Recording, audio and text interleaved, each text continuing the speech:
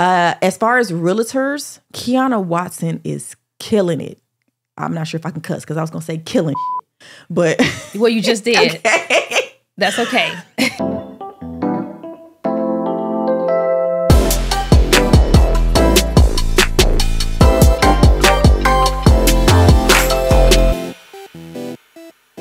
Hey, y'all. Welcome to another episode of Queen's Vantage Podcast. Today, I'm sitting down with my guest, Nia Williams.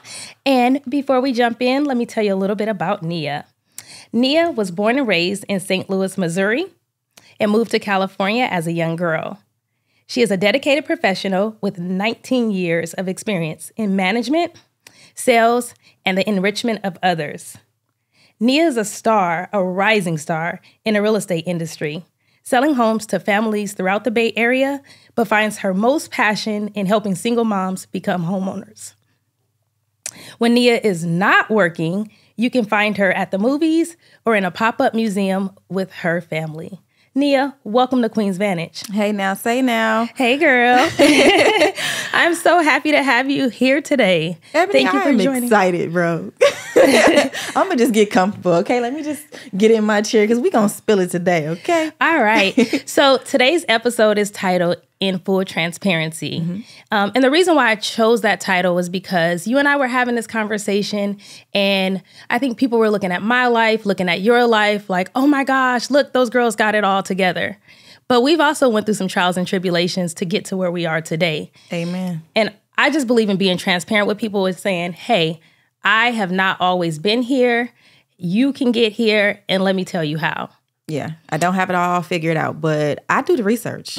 Yeah. That is one thing about me. Yeah. So I think what a lot of people don't know is 5 years ago, you and I sat down at Pete's Coffee, and my life looked a little bit differently at that time. It did. Yeah. I was married, and my ex-husband now and I were getting ready to buy a home. Mm-hmm. And then probably like 2 weeks later, I gave you a call. Do you remember that call? I do. I was a little shocked, but I said, you know what? I roll with the punches of my clients. And so ultimately, my loyalty was to you. And whatever it is that you needed or wanted, I was going to be there for you. Yeah, thank you. And so that time for me was, I was going through a divorce. And I had decided to separate from my husband of, I think, 13 or 14 years at that time. And me and my kids found ourselves homeless or houseless, depending on the definition. We had to abruptly leave our home, and we moved in with one of my relatives for 11 months, where I slept on a couch and my kids slept on the floor. Mm-hmm. And I think a lot of people don't know that about my story. Yeah. But I was diligent during that time. You was on point. I was not going out. You was on point, which is one of the reasons why I like to work with single mothers, because what they do for their children is endless. It's boundless, and you were the epitome of that. Thank you. And it wasn't easy. It wasn't easy at all. There was a lot of blood, sweat, and tears that went into those moments. Those are real critical moments of my life. There was a time where I felt like a complete failure. I remember waking up one morning and saying, oh my gosh, I'm 37 years old and I'm living in someone's living room. And it happens. I didn't think I was going to get out of it. I know I had faith. I had faith the size of a mustard seed, but if I would be remiss if I sat here and said today that, oh my gosh, like I thought everything was going to work out and I knew I was going to buy a home. Yeah. So I wanted to do this episode, one, to share my story and to share your story, because I know you have one as well, where you faced some homelessness. I did. This was back when I was working with Dollar Tree. And the one thing about me is that I've always tried to go towards the careers that I know can grow with you. So I've always been mindful of making sure that I apply for companies that are in multiple locations. So if I have to move, or if I'm relocated, I'll always have a job. I was a manager at a store. I had just bought a new car, but I was sleeping in my car. I was couch surfing with friends. And then my car got repossessed. So I was on the bus and the BART, and I had just started a new job. And it's crazy how people will show up in your life. One of the coworkers that I had just started this new job 2 weeks ago had actually given me the money to get my car out of repossession. And it's just amazing how people will show up for you, even when they're not your friends and family, the people who you think are supposed to be in your corner that way. But it took a while, and it took me 6 months to find my apartment. I literally drove the streets from West Oakland all the way to Richmond. Every street. I was looking for rent signs in the windows, in-laws. I was on Craigslist. I was on apartments.com. I actually moved into my first apartment with fake check stubs. Okay, like, don't judge me. But we may have to edit that, y'all. But no, listen, we had to do what we had to do to get to where we needed to be. So completely understood. Yeah. Like 3 weeks later, I got a job that I could actually afford the apartment. But, Yeah. We're not saying do that, but we're saying we have to do what we have to do sometimes. Absolutely. Yeah. Which I think got us both on this journey, right? Of understanding how critical it is to have stability, right? And I think that's advancing in our careers. But then in addition to that, for me, was not moving from my aunt's house and moving into an apartment, renting again. Yes. Because when I lived in Marin County, where I was when you first came to us, we were paying $2,000 a month for rent. A two-bedroom apartment. Okay, yeah. So all three of my kids were sharing a bedroom together. And then, my spouse and I had our own bedroom. But for me, it was like, I really need to figure out what's next for me and my family and thinking about building generational wealth. And so I started saving. And you know this, like there was nights where I literally did not eat dinner because I was like, that $2 or that $3 that I'm going to spend at a fast food restaurant, I can put that in the bank. Yes. And that can go toward my home. And so 11 months later, we closed. Yeah.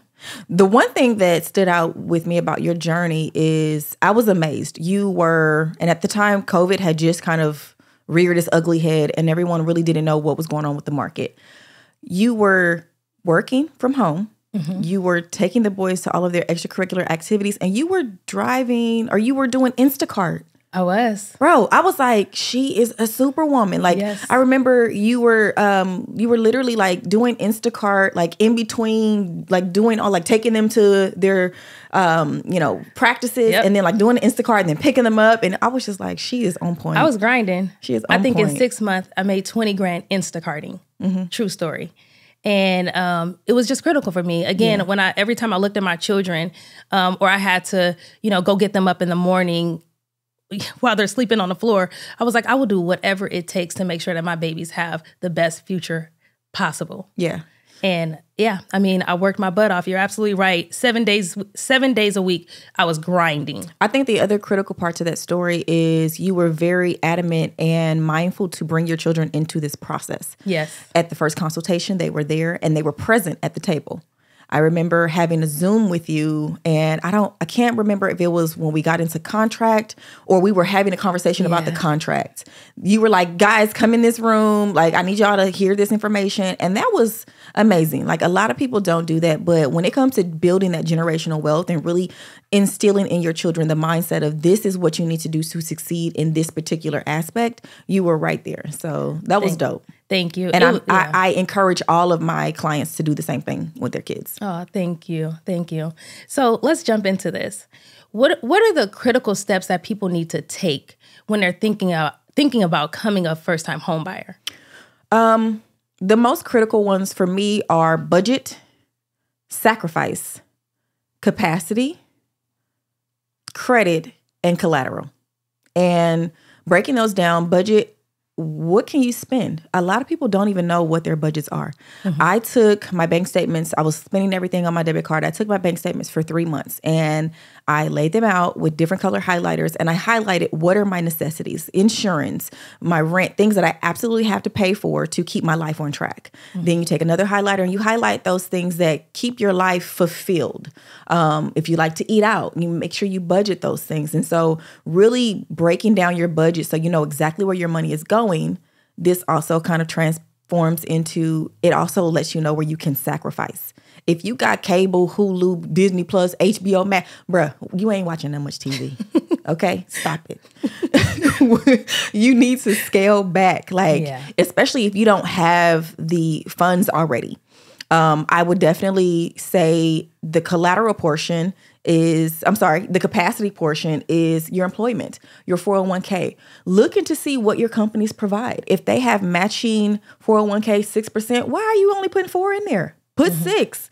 And if you're putting 10, take that other 4 and put it somewhere else. But it's about really compounding your money so that it grows for you, right? And then credit. Do you know how many people come to me who don't know what their credit scores are? Annualcreditreport.com will give you a free credit report once a year. You can also check things like if you have a credit card, sometimes they'll give you that information. Credit Karma, just different places where you can actually go and get that information. Be mindful, though, that those scores may look a little bit different from when the lender actually pulls them because they're using what is called a Vantage score. Right. And then collateral is what your home is going to look like. What are you actually purchasing? And I think a lot of people get their mindset on, I want a 3-bed. This is what I get all the time. I want a 3-bedroom, 2-bath with a backyard. And I be like, okay, you got $1 million. That's what it's going to cost you. Yeah. Think differently. Maybe you need a condo. Maybe you need to grow. And the Bay Area is expensive. So unless you're trying to move out to Stockton or Sacramento, then let's just change our mindset. And you can get and have what it is you want, realizing that real estate is a game that you grow into. Yeah. Those are all important points. And I wanted to say, if you remember, I actually bought below my approval. Yes. And so I think I was approved for about $500,000. And I was in the loan officer and other realtors was like, go ahead, push. That's what they do. Get that big house. And I was like, that's what they do. No, I'm a single mom. And I decided to buy, I think about 150 below the rate that I was actually approved for. And for me, it was about what you said, the capacity piece, really looking at my budget, understanding that I have 3 children, 2 in which were in private school at the time, one getting ready to leave for college. And for me, it was critical that I also was not house poor. Yeah. Because a lot of people jump in and you see that shiny number and you see that big house and people jump right into that and they go for it, but they don't work backwards to say, okay, can I really afford this? Or, do I want most of my income to be going toward a mortgage? Which more than not, it will. But, the house poor portion is big for me. I teach against that all the time when it comes to my clients. Like, okay, you got approved for $700,000. Can you afford that? Can you afford that $4,000 a month? Right. Come on now, stop it. Yeah. So there's a lot of talk right now that buying in California is impossible. And then that being compiled with being a person of color, being single moms or single dads sometimes. What are some of the biggest misconceptions around home buying in California that you think people really just don't understand and you can really speak to? The first thing is that it's not attainable, which it is. It's very much attainable. A lot of times, and I do it too. I look at Texas and I be like, dang, for $300,000, I get a mansion in Texas. Why are we not in Texas, baby? But the reality of it is California is where the movers and shakers live, right? I love the atmosphere out here. I love the diversity out here. Honestly, I'm originally from St. Louis. I could never see myself moving back. I might have like a vacation spot, but California is equity, right? And it's constantly growing. And I don't know if you guys have been watching the market, but during COVID, people was losing their minds. Like we were literally offering $100,000 over the asking price and still not getting the homes. So the equity is there, and the mindset is really what needs to change for affordability. Everyone can't get their forever home on the first purchase, and I get them to try to understand that it is steps that go into it. If you're already in an apartment, you don't want to think about a condo because you just feel like that's another glorified apartment, but it is a step into home ownership. It is a step into building equity that you can then take and put into another property. You can pull and you can have a business. Like there's so many different things that you can use it for, but you got to get out of that limited belief and that mindset that it can't happen for you because it can. Yeah. And then the biggest thing is putting yourself in position to win. I talk to a lot of people where I give them the conversation of, hi, I'm here to help you. And they'll say, oh, I'm not ready. Oh, I get that. I'm here to help you get ready. Yeah. Because sometimes you don't know what it is that you need to do to get ready. And then a year later, when we had this conversation, you're going to say, oh, I'm still not ready. Right. Okay, well, like if you would have let me help you 6 months ago, you'd have been ready. Right. So, which we did. Yeah. We actually worked together, I think, for the entire 11 months. So the entire time I was at my aunt's house, I was reaching out to you, talking to you. And then when that time became available and I knew I was ready to purchase, we jumped right in. Your purchase took from start of shopping to close, probably about 40 days. if not less. It was 22. Yeah, I know. I know that could be, it's not the same for everyone. Well, your close of escrow was 22. Was 22 days. Yeah. We still had to, we shot, you got the loan, and then I consider that part of the process. Okay. Yeah. Yeah. And okay, so I have to address this. There are a ton of social media gurus in the real estate industry right now. And they are telling us that, oh my gosh, buying a single family home on that first buy is not smart, that we need to be buying multifamily homes. Can you speak to that a little bit? Okay, so I'm not a guru on social media, and I'm not going to bash them because it's some of them giving some really great information. But I think sometimes we have to look at the market that we're shopping in. This is not Texas. You cannot find multifamilies, fourplexes for $200,000 in California. It's not feasible. However, when it comes to what you should do on your first purchase is absolutely up to you as a consumer. For your family, your needs, you know what it is that you want. Some people don't want to build portfolios of real estate. Mm-hmm. They're not interested in being landlords. So it really does speak to what it is that you want to do and what your journey looks like as far as purchasing real estate as a whole, not just this one property, but what is it that you actually tend to do with it. Now, you can use the FHA to purchase a fourplex. The key to that and making the house hacking or the BRRRR model work for you is finding something. Can you break that down? That's a great acronym, but can you tell us what that means? That is buying, rehabbing, refinancing, repeat. Okay. And that's when you purchase a home, you rehab it, fix it up, you refinance it to get a lower interest rate and to be able to pull some of that equity out to do something else with, and you repeat it and continue buying. It doesn't work for everyone. And the key to it is finding the distressed properties. But I think the other portion that a lot of people don't talk about is finding the contractors that'll get the work done, in a decent time frame, or that's not going to run out on you and you have to hire, another company. There's so many aspects of it. So really talking to a professional when it comes to your real estate needs is going to be key. And having a full conversation of what this first purchase is going to do for you, whether or not it's going to be somewhere you live or if it's going to be something that you use as an investment. Yeah. And I think that's really, it's a tall order, especially for first time home buyers, because, my first time moving into the home, I was like, what did I do? Everything was great, and I had a nice home warranty, but just every creak of the house, I was like, oh my gosh, is the foundation broken? So I couldn't imagine just jumping right into, being also a landlord. Yeah. On that first time around. You have to do research. Like, try not to look at someone else's situation and say, oh, they can do it, I can do it. It's very much feasible, but how much research did they put into? What professionals do they have backing them? You want to make sure that you have the right teams in place so that you're not bleeding money. Yeah. I want to go back on something that you mentioned, which was FHA loan. Okay. And so if you could talk a little bit about the difference between an FHA loan and a conventional loan. And then there's also, I believe, something around construction. So if you are buying properties to rehab and either resell or rent out, can you talk about the different loan types so that people are really crystal clear on what they should be thinking about and how they prepare for each of those loans? Okay. So FHA is considered a government-backed loan. It is insured by the government. And there are a few different type of government-backed loans. You have your VA loans, which I feel like are underutilized. You VAs, you veterans out there, get your VA loan stuff together. Like, you can purchase a home with zero down payment.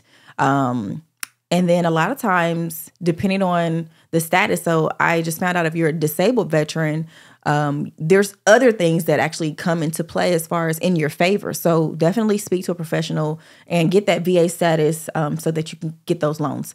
There's also before you move. Go ahead. Okay, so I think it's also important, the VA loans. What I've heard is there's no money down. Yes. So you can purchase a home and you don't actually have to have a down payment. Correct. Which I think is really, really important for people to know. Yeah. You want to, again, the professional that you use, and I can't stress this enough, is important because in a competitive market, you do have to realize that you are still going to be up against competitors. There's still going to be people out there pouring cash into these homes. There's still going to be people out there that are doing conventional 20% down. So you just want to make sure that you're picking the right properties so that you actually have a leg up and a real way to get in and get your offer selected. Okay. So that matters. Thank you. There's USDA loans, which we don't really utilize here in the city too much. They're for rural areas. But the biggest is FHA. And I think people, are misconceptioned. Is that the word? They're misconstrued about the FHA loan and what it is. It is actually a first-time home buyer's product. And I think a lot of times when people are talking about first-time home buyers, they're like, oh, well, they're thinking free money, free money, free money. Ain't nothing free. There's nothing free. Right. So FHA is a government-backed loan that allows you to put down 3.5%, which is your typical conventional loan, which most people will put down 20%. And the difference is that FHA, you are allowed to purchase a home with a much smaller down payment than what someone would have done 20, 30 years ago. Right. And so that's the product. A lot of people come to me, they're like, well, where's the classes that I can take to get the free money? I don't know. You find them, you tell me, because I don't know where they at. Right. And there are some programs where it's not necessarily free money, but they are giving money, which in most instances you will have to pay back over time, or you'll need to stay in that property, right, before you can actually resell that property. Yeah. And it's just making sure you do your research and knowing what your exit strategy is. If you have a secondary mortgage, which can be like a Cal FHA, which is like a product for helping you with down payment assistance or closing cost. Typically, you have to repay that money back either when you refinance and or resell. So knowing what these bullet points are to really making sure that you catapult this product. If you are in a home and the interest rates are high and you're like, okay, I'm going to stay in this until the interest rates fall and it happens in 2 years. And then you refinance in 2 years, that extra money that you borrowed is due.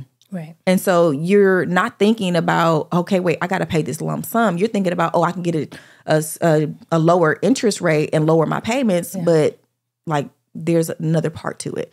So making sure that you actually have an exit strategy when you get into your properties is key as well.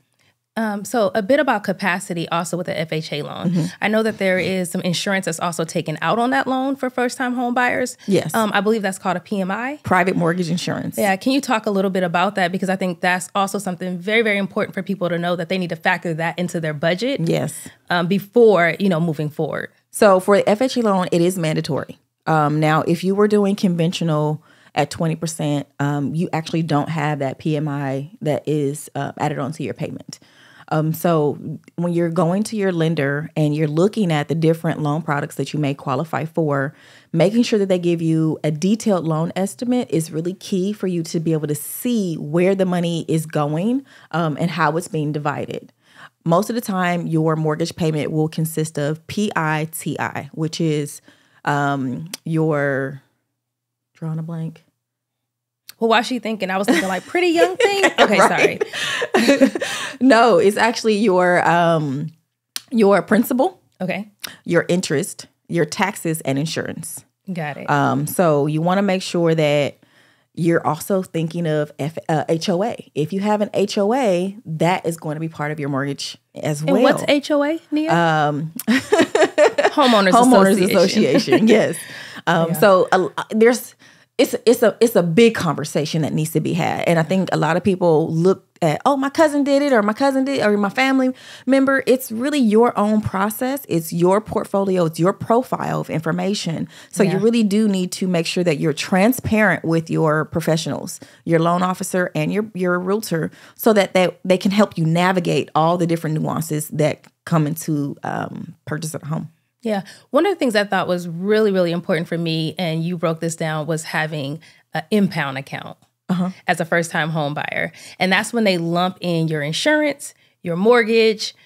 Is there something else am I missing? So mortgage, insurance, and taxes. Yes. And so I just pay one lump sum payment a month, and then that goes to the bank, and then the bank breaks down. Yes. They divide it for you. That was helpful. And I realized, you helping me with that, but then in addition to that, me telling other first-time home buyers, like, make sure you get that. Yes. Because, Lord knows if I had to remember to pay your taxes. And a lot of people, they don't even realize, like, this is how you can lose a property.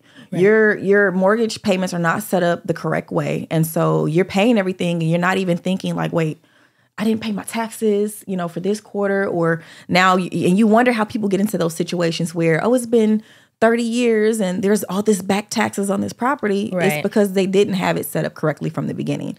Oh, the taxes. Mm-hmm. There's also the tax when you buy the home and the difference between what you purchased it for and what the owner. Correct. And a lot of real estate agents and a lot of loan officers don't tell you about that $2,000 or $3,000 payment in addition to your annual taxes that you'll have to pay once you purchase a home. Correct.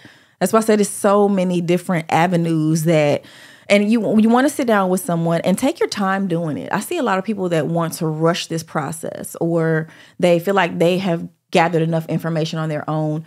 I do consultations with my clients, and I see other agents that's like, we got a 15-minute consultation. What are you talking about in 15 minutes? Yeah. Because if I'm really trying to do a deep dive with my clients to make sure that me as the professional is representing them in the correct capacity, but also making sure that I'm setting them up for success in their future financially, and through real estate, it's a detailed conversation that goes into it. And I'm going to give you all the information up front so that way you can make a quick, fast decision for your family, but know that you're making the right decision. Yeah.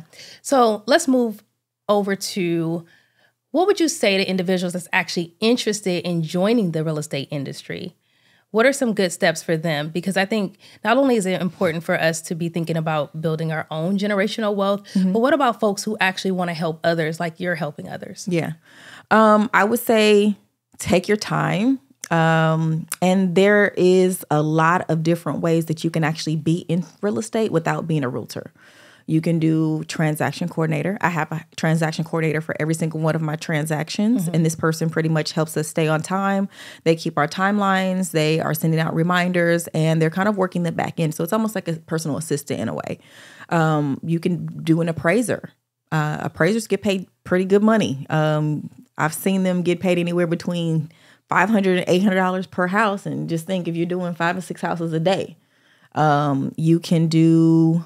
What about notaries? You can do notaries, yeah. And then the thing of it is too, and I actually have some information on notaries. So if anybody is interested in becoming a notary, shoot me your email, your phone number. And we'll make sure that we leave all of your contact information. So Nia's, your Instagram plug will be up. Okay. Also, if you're on Facebook, we'll make sure that we have all of your contact information to so share. just shoot me a message, and I literally have the entire go-to script for notary. So it'll be easy for you to do it. But the biggest thing is actually making sure that you market yourself. You can't be a silent agent is number one.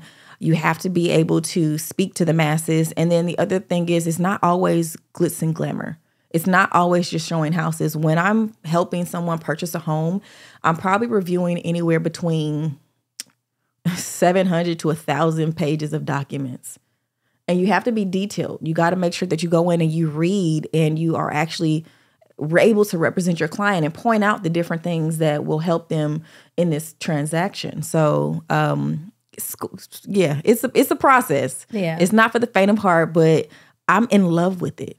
And I never thought I could love something the way that I love this. Like, I love my babies and I love my man, but I'm in love with real estate too. So that's awesome. Yeah. So what inspires you? A few different who things. inspires you? So first of all, I think my first inspiration, without me even knowing it, came from my dad and my grandmother. My dad is a contractor. He built houses when I was a little girl. I would go with him on assignments, and my grandfather as well. I remember that big carpenter pencil that he had. And it was a weird shape, and he used to wear his overalls and it had paint on them all the time. But I think that was probably one of the biggest inspirations without me even really knowing. Yeah. And my grandmother used to do interior design. She would literally take some yarn or some fabric and make curtains and bedspreads and reupholster the couch. And so I actually have a love of furniture. I'm actually going to be probably starting a staging company for my daughters in the next 5 years or so. So check that out. Griffin House is coming. But as far as realtors, Kiana Watson is killing it. I'm not sure if I can cuss because I was going to say killing shit, but... Well, you just did. Okay. That's okay. Kiana Watson, and she's a realtor, a broker out of Atlanta. Yeah. And when I found her on social media, something about her just spoke to me. It's all about living a life of design, and she has shown me what can be possible if I really put my mind to it. And work through the process. Yeah.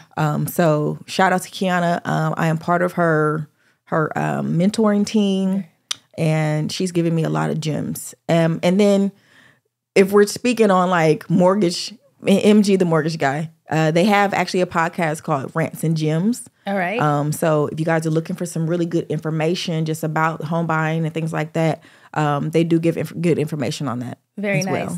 Well, I have to move us on into this next segment of Queen's Vantage, which is titled Taboo Talk. Okay. And so it's titled today, Assets Over Everything. Okay. And what I mean by that, Nia, and in which what we've talked about today is like that importance in sacrificing. But we do see that a lot of, especially in our culture, that people are really into buying designer wear. Our children and even us have like the latest iPhones and Apple products, but we have literally no assets at all. Meaning we have no money in the bank, no 401k or 403b or Roth IRAs, but we have the latest of clothing, shoes, and devices. And I just wanted to get your thoughts on that because I want to do this in a way where we draw people in rather than pushing people out. Yes. Because I know that there are a lot of people that really speak down on people that do this, but I would love to educate and really uplift our community. And listen, we're a fly. Our culture is fly. We are. I mean, we'll just say that, right? But I also think it's important for us to be fly in our bank accounts. That part. And fly when we're thinking about our children's futures. So I just wanted to hear your thoughts on that.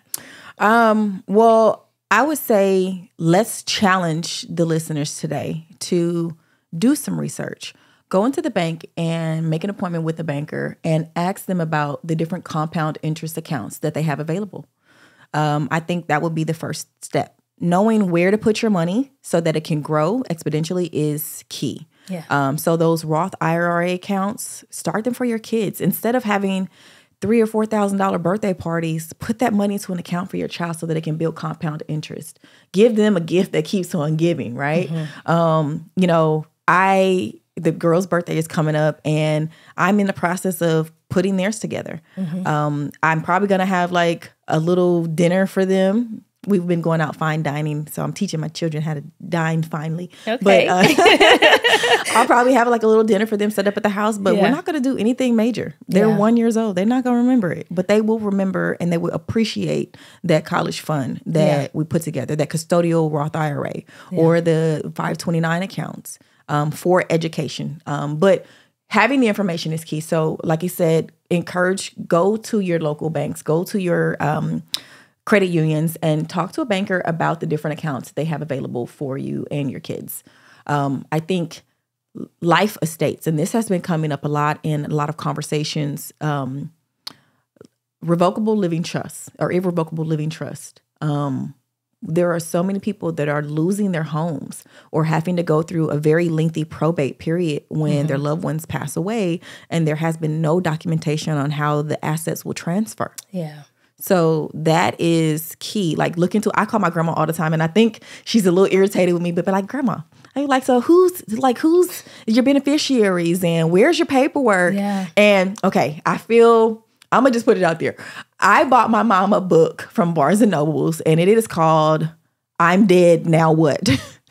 Yeah. And I told her, I said, Mom, I'm a very smart person. I've done a lot in my life. I've never buried anybody before. And I want to be able to mourn you and not be upset with you in this process of putting you to rest. So she's actually coming over today and we're going to fill it out. So that way I have peace of mind and she has peace of mind too, knowing that she set us up the right way. Yeah, that's actually really smart. And I do that actually in my philanthropic career. We sit down with our clients to talk about their life and their legacy. And so thinking about what life would look like for their heirs after they pass away. Yes. So I think it's really smart, and especially in our culture, that we're having those conversations. Because it's like taboo for us. We don't want to talk about death. We don't want to talk about death. We don't want to talk about wealth building. We're very in the moment people, and I would really love for us to move beyond that. And I see it happening. everywhere. You know, I think talking to you, talking to my mentor, we're all about like wealth building and building each other up. And that's really my goal really here on Queen's Vantage is like, how do we build one another? Yes. How do we build community? How do we share this information? I didn't think it was just enough for me to go through the process of purchasing a home. I want to see everyone in my circle purchase. I'm with that.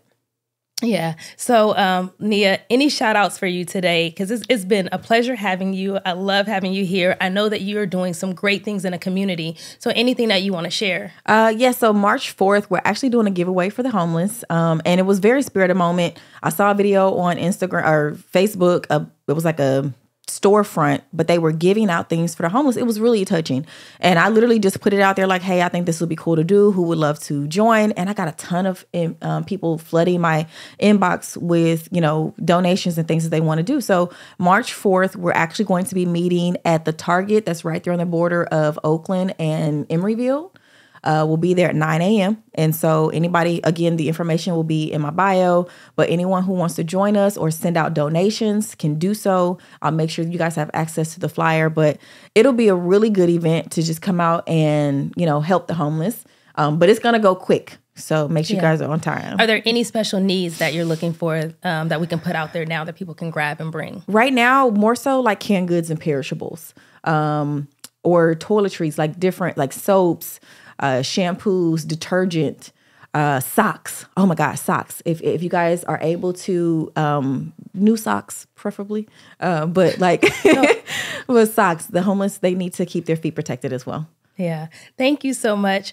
Well, listen, that's been another episode of Queen's Vantage Podcast. I have my guest, Nia Williams. I'll let you know where you can find her. And just remember, y'all, the crown may tilt, but it'll never fall off.